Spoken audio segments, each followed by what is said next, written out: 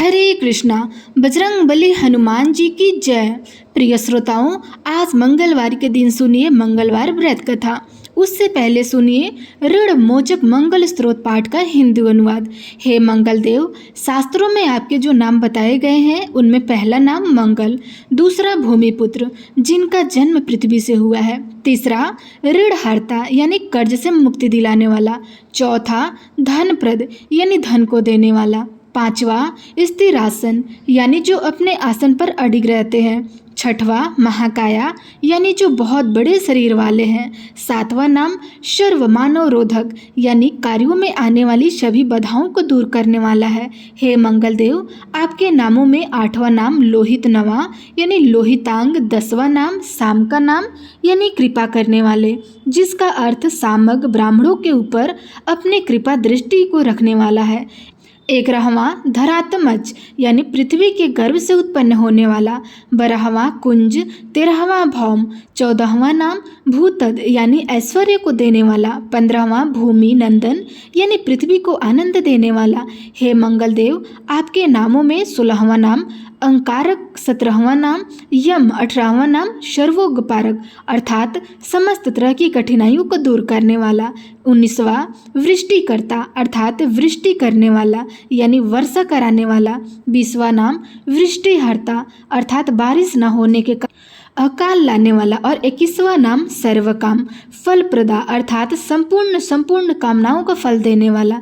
हे मंगल देव, जो मनुष्य आपके इन 21 नामों का वाचन सच्चे मन और विश्वास से करता है, उस मनुष्य के ऊपर कभी ऋण यानी कर्ज नहीं होता है और वह अथाह धन की प्राप्ति करता है। हे मंगल देव, आपकी उत्पत्ति पृथ्वी के गर्भ से हुई है। आपकी आभा आकाश में कड़काने वाली दामिनी अर्थात आकाश में चमकने वाली बिजली के समान है। सभी तरह की शक्ति को धारण करने वाले कुमार मंगल देव को मैं नतमस्तक होकर प्रणाम करती हूँ।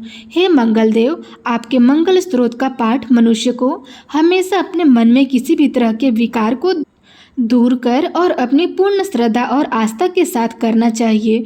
जो भी मनुष्य इस मंगल स्त्रोत का पाठ करता है और दूसरों को सुनाता है, उसके सभी कष्ट दूर हो जाते हैं। हे अंकारक अर्थात अग्नि की ज्वाला से जलने वाले, महाभाग अर्थात पूजनीय, ऐश्वर्यशाली, भक्तों के प्रति वात्सल्य यानी प्रेम रखने वाले, आपको हम नतमस्तक होकर प्रणाम करते हैं।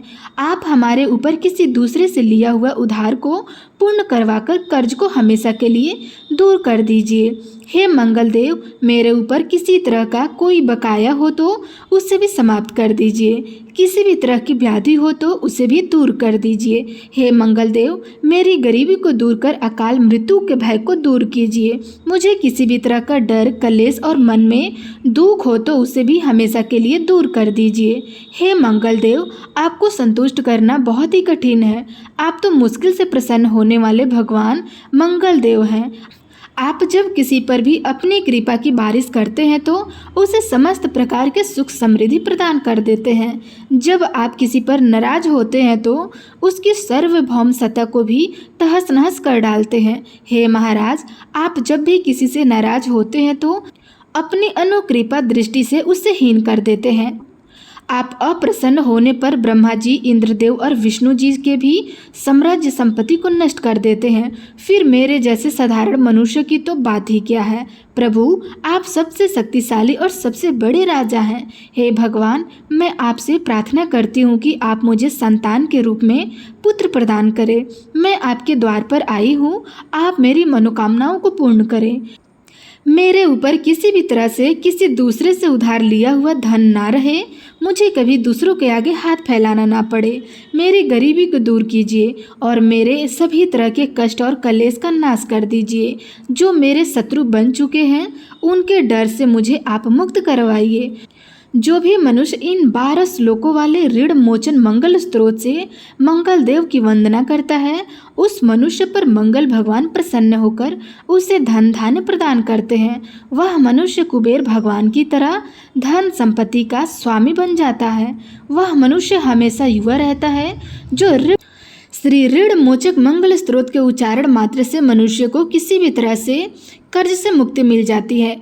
अगर कोई मनुष्य अपने जीवन काल में अपनी अवस्थाओं की, अपनी कामनाओं की पूर्ति के लिए किसी दूसरे मनुष्य से कर्ज लिया हो और किसी कारणवश कर्ज चुका पाने में असमर्थ हो तो उसे ऋण मोचक मंगल स्त्रोत का पाठ अवश्य करना चाहिए।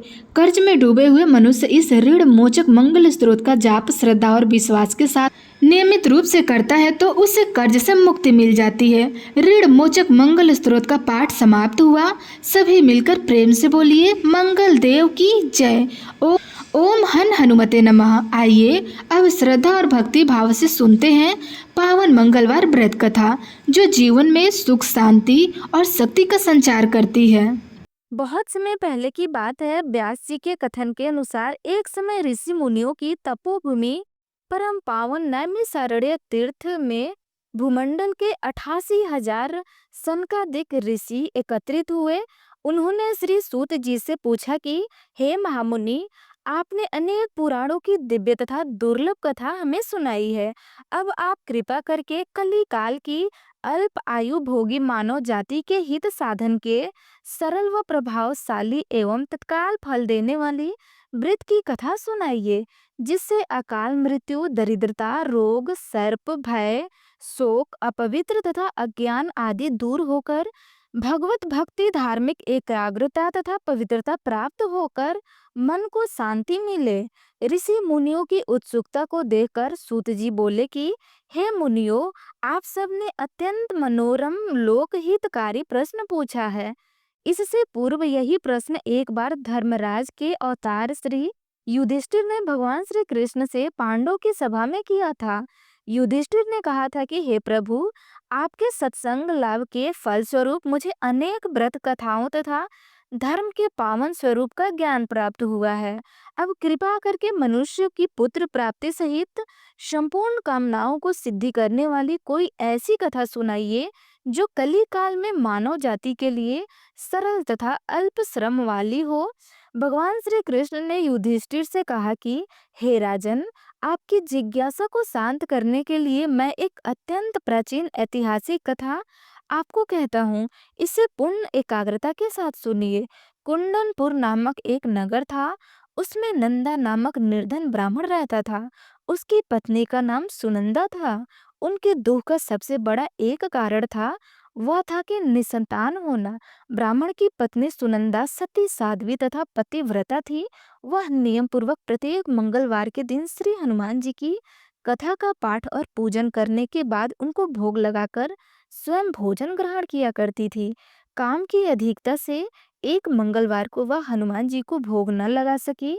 शाम के समय जब उसे याद आई तो वह अत्यंत दुखी हुई और उसे पश्चाताप हुआ कि आज पूजन व्रत तथा भोग इत्यादि कोई भी नियम का पालन नहीं हो सका।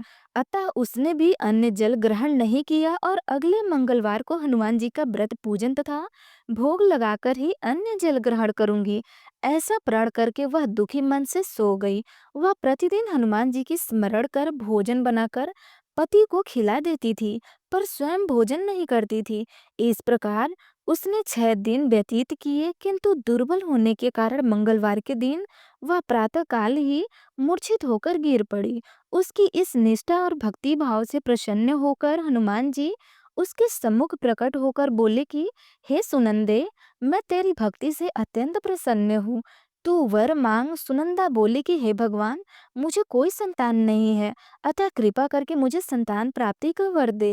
श्री हनुमान जी बोले, तेरी अभिलाषा पूर्ण होगी और तुझे ऐसी कन्या रत्न की प्राप्ति होगी जिसके अष्टांग तुझे प्रतिदिन सोना दिया करेंगी। ऐसे वर देखकर हनुमान जी अंतर ध्यान हो गए। श्री हनुमान जी से वरदान पाकर ब्राह्मणी सुनंदा अत्यंत प्रसन्न हुई और संपूर्ण घटना का विवरण अपने पति नंदा को सुनाया तो वह कन्या प्राप्ति के वरदान से कुछ दुखित तो हुए, मगर अष्टांग से स्वर्ण प्राप्ति की बात से वह प्रसन्न हो उठा। उसने सोचा कि कन्या के आगमन में मेरी निर्धरता भी दूर हो जाएगी। श्री हनुमान जी की कृपा से वह ब्राह्मणी यथासंभव गर्भवती हुई और 10वें महीने में उसे कन्या रूपी रत्न की प्राप्ति हुई। 10वें दिन ब्राह्मण ने कुल पुरोहित को बुलाकर कन्या का नामकरण संस्कार करवा दिया। पुरोहित ने जन्म नक्षत्र तथा राशि के अनुसार कन्या का नाम स्वर्णा रखा। कन्या के पूर्व जन्म संस्कार बड़े उत्तम थे और उसने पहले जन्म में मंगल देव का विधि विधान से व्रत व पूजन किया। कन्या के अष्टांगों से प्रतिदिन काफी सोना मिलने के कारण वह ब्राह्मण अत्यंत धनवान होने के साथ साथ अभिमानी भी हो गया था। प्रकृति की विकास गति के अनुसार जैसे शुक्ल पक्ष का चंद्रमा बढ़ता है, उसी प्रकार कन्या भी प्रतिदिन बढ़ने लगी। एक दिन सुनंदा ने अनुभव किया कि उसकी कन्या विवाह के योग्य हो गई है। अतः उसने पति से कहा कि किसी किसी योग्य सुंदर वर को देकर अपनी पुत्री सुवर्णा का विवाह करा दीजिए, क्योंकि शास्त्र विधान के अनुसार 8 वर्ष की गौरी, 9 वर्ष की रोहिणी तथा 10 वर्ष की कन्या रसावताल मानी गई है। गौरी के दान से पताल लोक तथा रोहिणी के दान से बैकुंठ लोक की प्राप्ति होती है, किंतु रजस्वला का दान शास्त्र में विरोध से घोर नरक की प्राप्ति होती है। अतः एवं सब दोनों में श्रेष्ठ कन्या का दान उचित समय पर करके इस लोक तथा प्रलोक को सुधारिए। पत्नी सुनंदा के शास्त्र सम्मत वचनों को सुनकर द्रव्य के लोभी ब्राह्मण ने कहा, अभी तो स्वर्णा केवल 10 वर्ष की हुई है, तुम व्यर्थ की चिंता कर रही हो। मैंने तो 16 वर्ष तक की कन्याओं के विवाह करवाए हैं, अतः चिंता की कोई बात नहीं है। पत, पति की बात सुनकर के सुनंदा ने कहा कि रसवल्ला कन्या का दर्शन पिता और भाई के लिए निषेध है। रसोला का दर्शन करके नरक और घोर पताल के अधिकारी बनते हैं। अतः स्वर्णा की आयु शास्त्रों के विधान के साथ विवाह के योग्य हो गई है। ऐसा जानकर आप इसका शीघ्र अतिशीघ्र विवाह करा दीजिए। पत्नी के तर्क और आग्रह के आगे नंदा निरुत्तर हो गया। उसने कहा, मैं कल ही से ही उपयुक्त वर ढूंढना प्रारंभ कर देता हूँ। मैं स्वयं भी वर ढूंढने के लिए निकलूंगा तथा दूत को भी इस कार्य में लगाऊंगा। दूसरे दिन ही ब्राह्मण ने अपने दूतों को बुलाया। आज्ञा दी, मेरी कन्या के अनूप रूप ही सुंदर कोई वर ढूंढो। अपने स्वामी की आज्ञा प्राप्त कर दूत ने वर ढूंढना प्रारंभ कर दिया। शीघ्र ही उसे एक ब्राह्मण कुमार दक्षिणावर्त में मिल गया। वह सुंदर, योग्य तथा ब्राह्मणत्व के संपन्न था। दूत ने अपने स्वामी को सूचित किया तो नंदा ने जाकर स्वयं ही अपने भावी दामाद का निरीक्षण किया। उसे 100 प्रकार के योग्य पाकर नंदा संतुष्ट हो गया और शीघ्र ही उसने अपनी सुवर्ण संपन्न कन्या का विवाह करा दिया। कन्यादान में नंदा ने 100 प्रकार के धन धान्य दिए। कन्या का विवाह कर पति पत्नी ने अपने को बड़ा सुखी और भाग्यशाली अनुभव किया। किंतु शीघ्र ही नंदा के मन में स्थिति बदले। उसे देर न लगी, सोने के लोभ में वशीभूत होकर वह विचलित हो गया। उसने विचार किया कि कन्या का विवाह मैं कर ही चुका हूँ, कल प्रातःकाल ही अपने पति गृह प्रस्थान करेंगे। इस प्रकार अब मुझे स्वर्ण में अष्टांग से निकलने वाला सोना प्राप्त नहीं होगा। अतः यह स्वर्ण उसके पति अर्थात जमाई सामदेव को प्राप्त होगा। मेरे द्वारा संचित किया हुआ धन कन्या के वस्त्र आभूषणों आदि में व्यय हो गया। शेष बचा हुआ धन भी कुछ समय में खर्च हो जाएगा। निश्चय ही इस कन्या का विवाह करके मैंने बड़ा ही भूल कर दिया है। अब एकमात्र यही उपाय है कि कन्या को किसी प्रकार प्रतिगृह जाने से रोककर अपने ही घर में रखा जाए। इस पर विचार करते करते नंदा रात भर जगता रहा। अंत में उसने धर्म के विरुद्ध एक भयानक निर्णय लिया कि जब कन्या को लेकर सोमदेव अपने घर के लिए प्रस्थान करेगा तो मार्ग में छिपकर उसका वध कर दिया जाएगा और कन्या स्वर्ण को समझा बुझाकर अपने घर ले आऊंगा। विधवा निराश से पुत्री को घर पर रखने के कारण समाज भी मेरी निंदा नहीं करेगी और स्वर्ण से मुझे पहले की तरह नियमित सोना भी प्राप्त होगा। प्रातःकाल शुभ मुहूर्त में विचार कर नंदा और सुनंदा ने जमाता तथा कन्या को धन धान्य से संतुष्ट कर अपने घर के लिए भेज दिया। इधर सोमदेव अपनी पत्नी स्वर्णा को लेकर घर की ओर चल पड़ा और उधर सोने का लोभी मति भ्रष्ट नंदा एक अन्य मार्ग में जाकर जमात सोमदेव की हत्या करने के उद्देश्य में छिप गया। उचित अवसर पाकर गुप्त रूप से पीछा करते हुए नंदा ने अपने जमाता सोमदेव का वध कर दिया और वह लुप्त हो गया। फिर कुछ समय पति के शव के पास विलाप करती हुई पुत्री स्वर्ण के सामने प्रकट होकर बनावटी शोक व्यक्त करते हुए नंदा कहने लगा कि हे पुत्री, लुटेरों ने तेरे पति का वध कर दिया है। अब तू घर चल, वहां पर ही रहकर अपने शेष जीवन को व्यतीत करना। भगवान की इच्छा के आगे किसी का कोई वश नहीं चलता है। उसे जो अच्छा लगता है वही करता है। अब तू धैर्य धारण कर, जो भाग्य में लिखा होता है वही होगा। इसमें किसी का कोई दोष नहीं होता है। पिता के कपटनीति पूर्ण वचनों को सुनकर स्वर्णा बोली कि हे पिता, संसार में पति विहीन नारी का जीवन व्यर्थ है। मैं अपने कर्तव्य का पालन करूंगी। माता पिता तथा सास व ससुर के यश को बढ़ाने वाले धर्म का पालन करते हुए अपने पति के साथ मैं सती हो जाऊंगी, परंतु लौटकर घर नहीं आऊंगी। अपनी कन्या सुवर्णा के वाक्यों को सुनकर ब्राह्मण अत्यंत दुखी हुआ। वह विचार करने लगा कि मैंने व्यर्थ ही इसके पति का वध कर दिया है। मेरा धन प्राप्ति का अभिष्ट तो सिद्ध होता दिखाई नहीं पड़ रहा है। इसके विपरीत ब्रह्म हत्या के साथ साथ पुत्री के शरीर त्याग का पाप भी मेरे सिर पर पड़ने वाला है। इस प्रकार विचार का पश्चात करके ग्लानि के वशीभूत होकर नंदा दुखी होकर रोने लगा। विवश होकर सोमेश्वर की चिता बनाई गई। फिर स्वर्णा 16 श्रृंगार कर पति का सिर गोद में रखकर चिता पर बैठ गई। जैसे ही सोमदेव को 100 को मुखाग्नि दी गई, वैसे ही प्रसन्न होकर मंगलदेव प्रकट हो गए और बोले, हे स्वर्णा, तेरे पति भक्ति से मैं अति प्रसन्न हूँ, अतः तू मनवांछित वर मांग ले। मंगलदेव को प्रकट देखकर स्वर्णा ने भक्ति भाव से उन्हें प्रणाम किया। फिर विनम्र होकर बोली कि हे मंगलदेव, यदि आप मुझ पर प्रसन्न हो यदि आप मुझ पर प्रसन्न हैं तो मेरे पति को पुनर्जीवित कर दीजिए। यह लोक तथा परलोक सार्थक करे। श्री मंगलदेव ने तथास्तु कहकर बोला कि हे स्वर्णा, तेरा पति पुनः जीवित होकर अजर अमर तथा महान विद्वान हो जाएगा। इसके अतिरिक्त तू और भी कुछ वर मांगना है तो मांग लो। स्वर्णा बोली कि हे अमंगल हरने वाले मंगलकारी ग्रहों के स्वामी मंगलदेव, यदि आप मुझ पर इतना ही प्रसन्न हैं तो यह वरदान भी देने की कृपा करें कि जो भी प्राणी मंगलवार के दिन विधि विधान से भक्ति पूर्वक आपका पूजन करे और धूप दीप नवेद लाल पुष्प तथा लाल चंदन समर्पित करे, वह सभी प्रकार के सांसारिक सुखों से मुक्त होकर सुखी जीवन व्यतीत करे।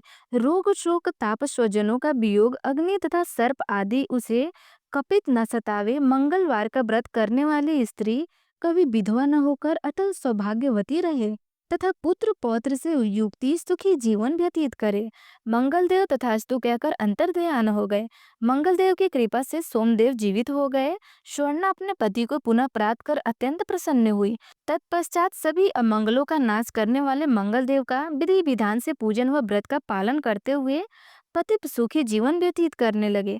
इस प्रकार से जो भी भक्त सच्ची श्रद्धा के साथ मंगलवार का व्रत धारण करता है, उसके भक्ति के सभी प्रकार से दुख और शोक दूर हो जाते हैं तथा मनवांछित फलों की प्राप्ति होती है। तो प्रेम से बोलिए मंगल देवता की जय, हनुमान जी महाराज की जय। आशा करते हैं आपको हमारी वीडियो अच्छी लगी हो। अच्छी लगी हो तो लाइक कमेंट अवश्य करें।